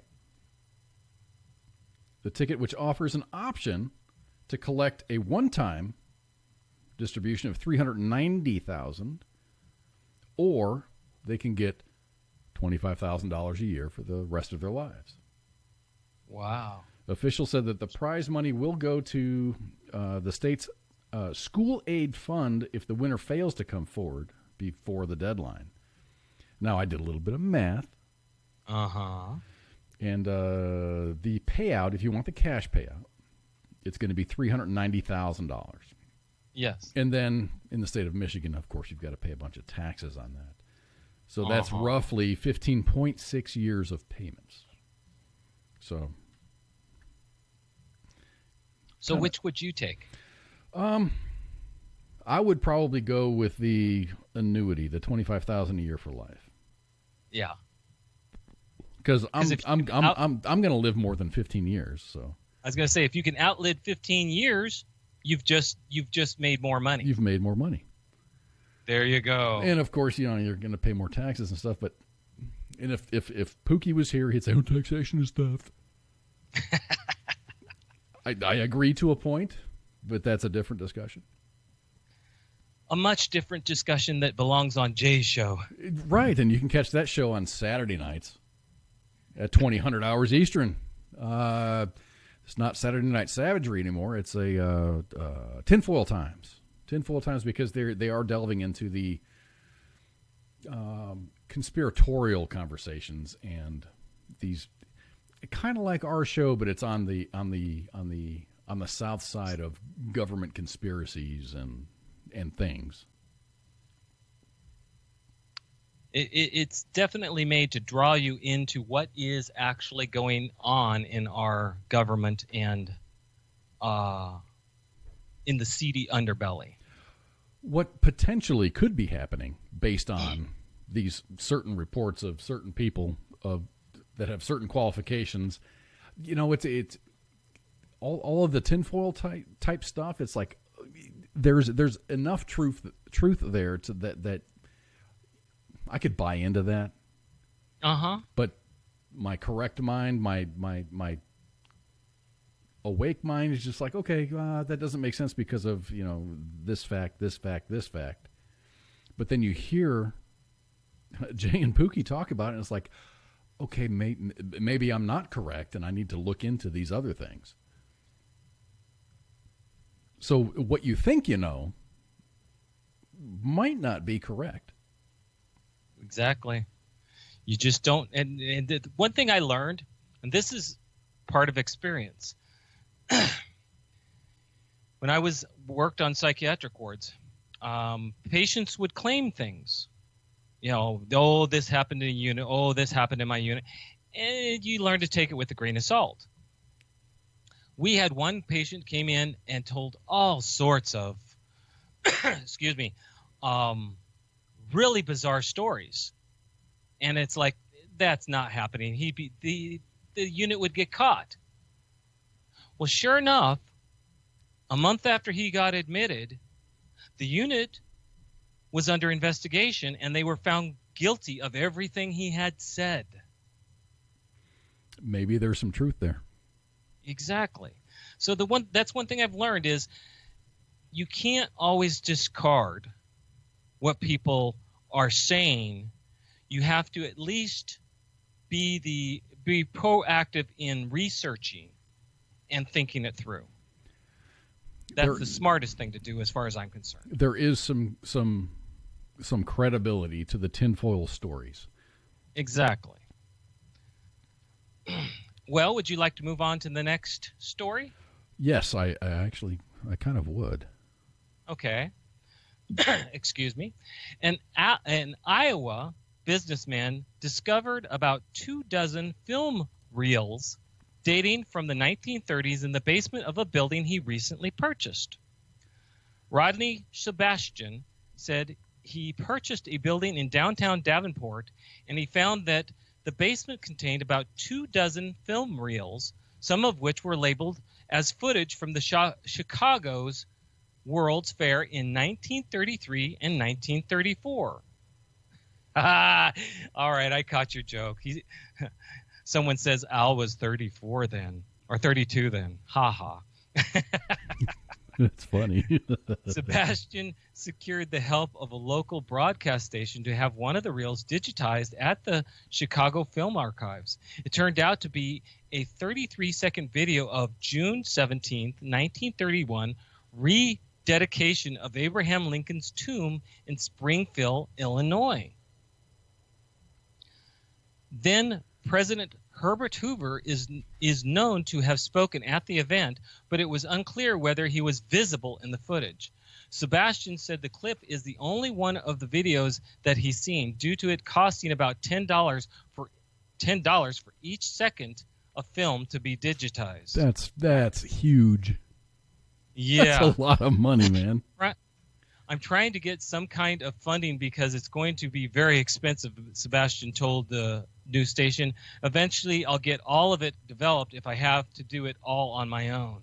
He said the one video that he's seen is fascinating window into different time. Everybody's drinking out of the same water bucket. If you watch Little Boy Scout, everybody drinks out of the same bucket with the same cup. That's just amazing. You would not see that today. Probably right? not. I mean, and here I am back when I was a kid. You know, we didn't drink out of a bucket, but we did drink out of a garden hose. Yeah, exactly. And they say nowadays you shouldn't do that because of the petroleum from the rubber that lines the hoses. Whatever. Film reels have occasionally been discovered to contain long-lost footage, such as an Idaho Department of Fish and Game discovery in 2015. A department historian stumbled upon a film reel that turned out to contain footage of beavers being relocated with parachutes in 1948. Airborne beaver. Yeah. Airborne beavers. Oh my. Dude, I should have played that video. Oh my gosh, it was a clip from, I posted this in our ops chat, not ops, but our team room, about beavers. And oh my gosh, it was so south of normal and proper. It was a completely benign conversation, like, hey, let's give it up for the beavers, and the guys there are laughing, and the women are like, no, you need to hear our beaver cheer. And oh my gosh, man, dude. I love it. Oh, Airborne beavers. Hell yeah. Would that be, I mean, right now, if you're gonna relocate some beavers right now, if you ever see them populating lakes or with trout or salmon, it's like you have this huge, it's like a it's almost like a roller coaster for fish. Yeah. It's this big torrent of water in a tube, and it's like they dump these fish out of this container, and it just goes along this path, and all of a sudden all these fish just get, spurted out at the end, and they populate these lakes. But imagine being there camping. You're out there in your RV camping somewhere in Washington State, and a C-130 flies overhead. And then there's another C-130 that flies overhead. And then these little parachutes pop out. Attached to these parachutes are thousands of beavers. That would be a sight to behold. Now, if those beavers had little M4s or M16s, maybe little beaver trucks coming down, little pallets with the vehicles on them for beavers. All right, people, now you see the reason Cause needs to be able to sleep better. This is what he thinks of. I read this story, and to tell you the truth, the first person that came to mind was ICE. Oh, okay. Oh, Mr. 82nd Airborne. Oh my gosh. Probably coordinating. No. You don't need to do that. You need to do this. Uh-huh. Nope, got to tie my own this way. I'm gonna get with DARPA, and we're gonna develop some little mini beaver-sized M16s, and they're gonna infiltrate here, and they're gonna egress over here, and then they're gonna take this branch out and that tree out, and they're gonna build a dam over here. Tyler says you have a new script for a cartoon. No kidding. That's no joke, man. Well, and you were mentioning repopulation at the lake that I go to during the summer. Uh-huh. On the first weekend of May, they actually the Rotary Club, local Rotary Club, holds a kids fish where before they release the fish that they stock that lake with every summer. Yeah, they sacrifice chickens and rabbits and stuff, right? Is that the one? Ha ha ha ha ha. Oh, is that the No. wrong? That was the wrong one. I'm sorry. Uh-huh. They actually let the kids fish in the net. In other words, where all the fish are waiting to be released, so that the kids will know the thrill of actually catching a fish. The first time that my dad took me to fish was in a freaking mall, and I caught my first trout. It was a humongous trout pond, and you kind of throw your bait in there, Huh. and the trout bit on it, and you'd catch it, and you could keep the fish. And that was the first time I went fishing. I must have been 5 or 6 years old. Huh. Caught a fish in the freaking mall in a trout pond. That's funny. Oh, Luke says Oregon beavers are attacking Washington. Hold on a minute. Is there going to be a war? So maybe Washington beavers are going to step up and say, "What the hell, Oregon?" You got beaver on beaver crime. If it wasn't for the fact I know for a fact that Oregon has one of the biggest population, or has the heaviest reserve units used during war, so they have a very heavy veterans. What's the word I'm looking for? Population down there. I'd say we could kick their ass, but I don't know about that.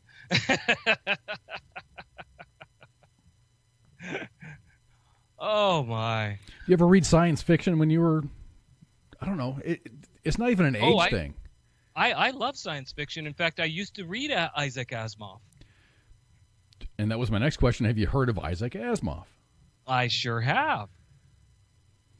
This is kind of an interesting story. It's a little bit long. Please bear with me. But 35 years ago, Isaac Asimov was asked to predict what the world would look like in the year 2019. So that's kind of pretty awesome. So in 1983, if we look into the world as it as it may be at the end of another generation, let's say 2019, that's 35 years from now, the same number of years since 1949 when George Orwell's 1984 novel was published. 3 considerations must dominate our thoughts: nuclear war, computerization, and space utilization. If the United States and the Soviet Union flail away at each other at any time between now and 2019, there is absolutely no use to discussing what life is going to be like that year. Too few of us or our grandchildren or great-grandchildren will be alive for there to be any point in describing the precise condition of global misery at that time. So Isaac Asimov wrote this letter in 1983. Yeah. Talking about what he thinks life is going to be like in 2019. So he's like, let's therefore assume that there is no nuclear war. Not necessarily a safe assumption, but we're going to carry on from there. And back then, that was not a safe assumption. 1984, I was a sophomore in high school. And I was in the Army. Old ass. but we did the drills. Not only did we do the drills, that was when we actually had that one problem during war games where Russia actually thought that you're actually doing some shit. Attacking. Mm-hmm. And had it not been for one person stepping out of line and going past the rules, we would have been in nuclear war. Computerization will undoubtedly continue onward inevitably. Computers have already made themselves essential to the governments of industrial nations and to the world industry, and it is now beginning to make itself comfortable in the home. An essential side product, the mobile computerized object or robot, is already. The personal home computer became available, and Asimov thought that it will flood the course of the next generation and eventually invade and control the home. Interesting. Very prophetic. There is bound to be resistance to the march of the computer. But barring a successful Luddite revolution, which does not seem to be in the cards, the march will continue. The growing complexity of society will make it possible to do without them, except by courting chaos. And those parts of the world that fall behind in this respect will suffer so obviously as a result that their ruling bodies will clamor for computerization as they now clamor for weapons. Interesting. It's really interesting because he's absolutely correct. Before the Industrial Revolution, the vast majority of humanity was engaged in agriculture and indirectly allied professions. After industrialization, the shift from the farm to the factory was rapid and very painful. With computerization, the new shift from the factory to something new will still be more rapid and, in consequence, more painful. It is not that computerization is going to mean fewer jobs as a whole, for technological advance has always in the past created more jobs than it has destroyed. And there's no reason to think that this won't be true now. However, jobs created are not identical with the jobs that have been destroyed. And in similar cases, the past change has never been so radical. The jobs will disappear. The jobs that will disappear will tend to be just those routine clerical and assembly line jobs that are simple enough, repetitive enough, and stultifying enough to destroy the finely balanced minds of those humans unfortunate enough to have been forced to spend years in them in order to earn a living, and yet complicated enough for the rest above the capacity of any machine that is neither computer nor computerized. It is these that computers and robots, for what they are perfectly designed for, will take over. The jobs that will appear will inevitably involve in the design, the manufacture, and the installation and maintenance of these computers. That means that the vast change in the nature of education must take place, and the entire populations must be computer literate. And Isaac Asimov said this in 1984. This is his letter in 1984. I wish I could do his voice or even find a recording of this letter. But he's absolutely correct. I mean, times are changing. Yes. Things are going from manual to being automated, and from being automated to being computerized. And the new jobs that these are getting removed, that these technologies are removing, it leaves an opening for people to program the computers, make the machines. I agree. So far, there's a lot there. This sort of thing has happened before, he says. And it has, going from being a farmer and then not really having to be a farmer because you have other ways to make your time more useful. Yes. Let me skip forward. This is a super duper long article, but consequently, public education on a mass scale has to be introduced in industrializing nations and, of course, the 19th century. The change, however, is much faster this time, and society must work much faster, perhaps faster than they can. It means that the next generation will be in a difficult transition as untrained millions find themselves helpless to do the jobs that need doing. By the year 2019, however, we should find that the transition is about over. Those who can be retrained and reeducated will have been. Those who can't be will have been put to work in something useful. Or where ruling groups are less wise, will have been supported by some kind of grudging welfare arrangement. In any case, the generation of the transition will be dying out, and there will be a new generation of growing up for those who will have been educated in the new world. It's quite likely that society then will have entered a phase that may be less permanently improved over the situation as it now exists for a variety of reasons. It's just everything that he says is coming true, and it doesn't make a difference. I think it's actually progressed a little bit faster than what Isaac Asimov had predicted. Yes. The world effort that must be invested in words.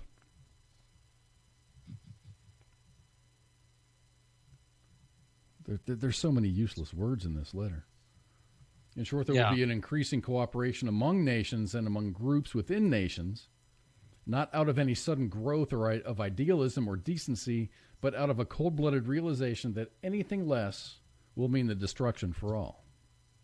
By 2019, then, it may well be that nations will be getting along well enough to allow the planet to live under the faint semblance of a world government by cooperation, even though no one may admit its existence. So think about that. Get along for the sake of getting along, but then, and this is where our Saturday show may chime in and say, but all the backstory to that is all these backdoor agreements. Exactly. It definitely is a long article. It's huge. It's absolutely huge. Even gets into mining the moon. By 2019, we will be back on the moon in force. This will be on it, not Americans only, but an international force of some size, and not to collect moon rocks, but to establish a mining station that will process moon soil and take it to places in space where it can be smelted into metals, ceramics, glass, and concrete. Construction materials for the large structures will be put in orbit about the Earth, above the Earth. One such structure, which is very conceivably might be completed by 2019, would be a prototype of a solar powered station outfitted to collect our solar energy, convert it to microwaves, and then beam it to Earth. Interesting. Now you're talking about Tesla. Yes. That hasn't happened. It's probably not going to happen. No. But it's very interesting. He thinks that we were going to be, as a world, not dominating, but being on the moon and mining it. Well, Asimov on the whole had quite affinity for getting out off Earth, and as a whole believed in advancing to where we start going out into the stars, and that we would eventually run into other races and other aliens, and that we would learn from them. So Asimov truly had his own ways of thinking about that. And back then, we were still running a very proficient space program. Our real space program kind of, other than in the 60s, 1984 in that area was Space Shuttle. Space Shuttle. But that had promises. Oh, absolutely. So there's a lot to be said for it. I mean, if you think about it, I mean, Asimov wrote the books I, Robot, Yep. A Bicentennial Man, where robot. He was a big robot guy. Very. He's the one who came up with the 3 laws of the robot. I don't remember them. I just remember there were 3. So it was. I'm thinking, that's a pretty prophetic, letter by Isaac Asimov. He died in 1990, 91, 92? 92. Young man. He was like 72 years old. Yeah.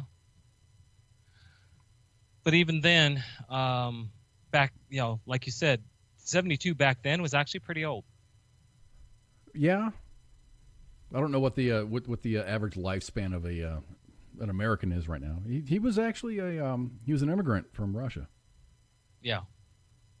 He didn't jump a wall. He kind of like did it the right way. Yeah, I don't remember when he came over here, but yeah, he did. Well, we're getting to the top. We're getting to the end of the show. Hey, you want to do like a joke? And I think I might ought to do this every week. Do like a joke time with Kaz. Go for it. Okay, my delivery kind of sucks, so please bear with me. I'm going to improve on this. So, this is the first episode of Joke Time with Kaz, and I'm going to end every show with a joke. Okay. From now on. A truck driver stopped at a roadside diner after a long day on the road. He ordered a cheeseburger, a Coke, and a slice of apple pie. Just as he was about to eat, 3 bikers came into the diner and approached the truck driver. One of the bikers grabbed the trucker's cheeseburger and took a huge bite out of it. The second biker drank the Coke, and the third ate the slice of apple pie. The truck driver didn't say a word. He simply paid his tab and left the diner. As the waitress walked up to the group of bikers, one of them growled, "He ain't much of a man, is he?" To which the waitress replied, "No, he ain't much of a driver either, because he just ran over 3 motorcycles." I love it. That made me laugh. Hopefully that made you all laugh too, man. Anyway, that's the end of our show. Thank you all very much for hanging around, man. This is a long weekend. You've got time to be with your families, but yet you took the time out of your schedule to hang out with us, and it's much appreciated. We've got shows all week long. Monday, which is tomorrow, we're not going to have a show, which is normally the Monday edition with Ice. Ice is out and about with his family doing family things, so there's not going to be a show. But on Tuesday, we have Tied Up Tuesday with Owl. Wednesday, I'm here to keep y'all company. Hell yeah, and I'll be here too. And if you need a co-host, I could probably fill in. Okay, I might take you up on that. Good to go. On Wednesday, no show. Of course, the Grunt Gaming Network is spooling their stuff up. So as soon as they get their schedule all ironed out, we're gonna share that with everybody. Thursday, form it up for Sergeant's Time with WTF Nation's Radio's senior sergeants, Ice and Spanky. Friday, for right now, we don't have a show, but Minx is coming back.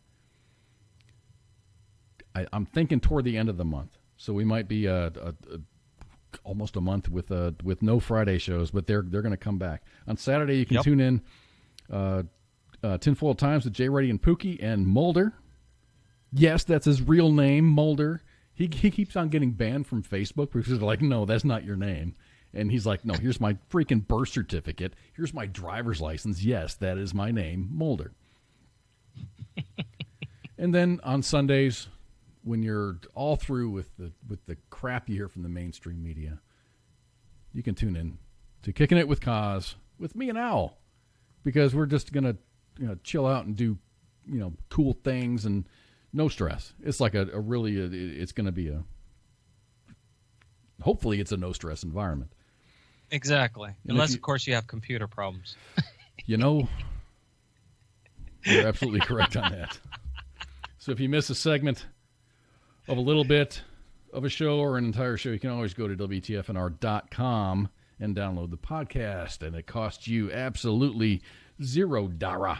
And you can find us all over social media. We can be on Facebook, Mixer, Twitter, Instagram, or you can download the TuneIn app and you can take us on the go when you're driving around. That's all I got, man. That's the end of the show. Oh, and gosh, I didn't even do the last poll question. So what would you find in a bento box? I actually chose spare parts for Spanky's van. But that only made 14%. Another 14% came from the answer is a shit ton of bentos. And another 14% was grease. But the correct answer was food. You find food. I'm gonna publish this really quick. And this is actually a pretty good question. I should have transposed these. But London's Fleet Street has to do with what? London's Fleet Street. Does it have anything to do with the British Navy, the stock market, the press, or the police?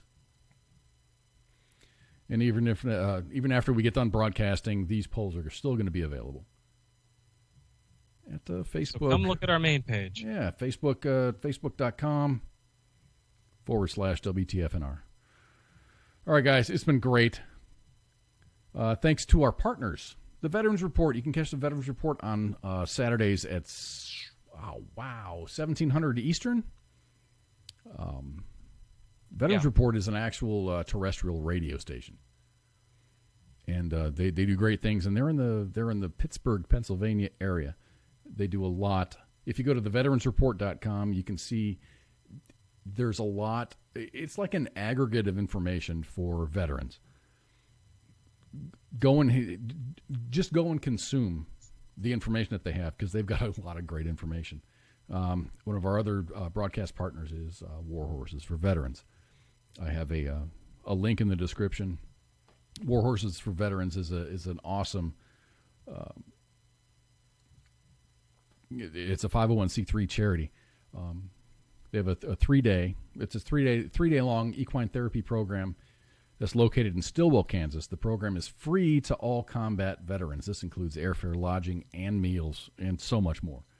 So go to Facebook.com/War Horses for Veterans to learn more. And I guess that's it. That is it. I'm going to publish the results on that. London's Fleet Street has to do with what? British Navy, stock market, the press, or the police? Correct answer is the press. Anyway, thank you all very much for being here. My name is Kaz, and this is my good friend Owl, and we're going to be out of here. Here's a shot out of the cannon. Oprah, Barbara Walters, your wife. You got to fuck one, marry one, kill one. Go. I think we're done here. Thank you. WTF Nation Radio. WTF Nation Radio.